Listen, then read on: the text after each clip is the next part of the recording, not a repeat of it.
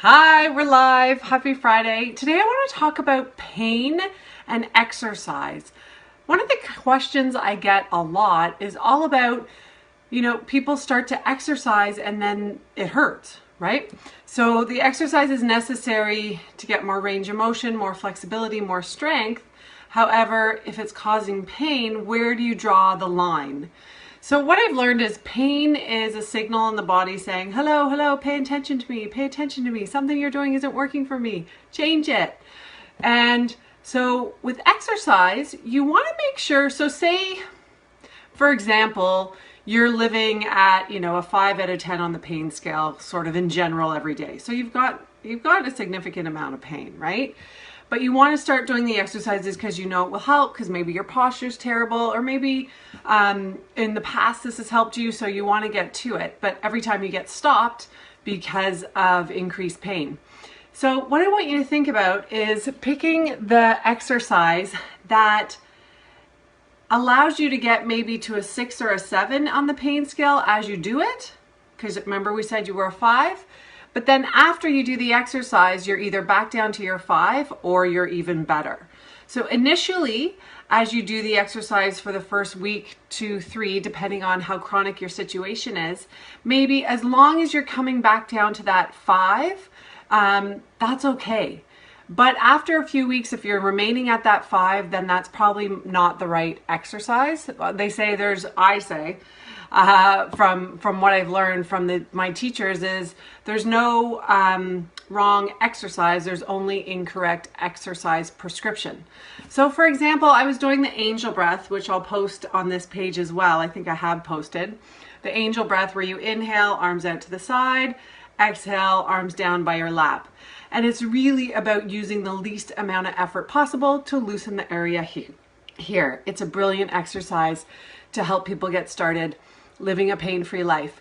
And I was working online with a person just this week, and she had just been doing it for a week, and she said, oh, it hurts, but I know it's good for me. And it was like, no. So if we can manage to make that exercise, arms out to the side, back down to your lap, not painful, we're going to do that, especially with that type of exercise where it's all about using the least amount of effort. It's really connecting your breath to your movement. So it's not about creating any pain. So we lowered the arms for her.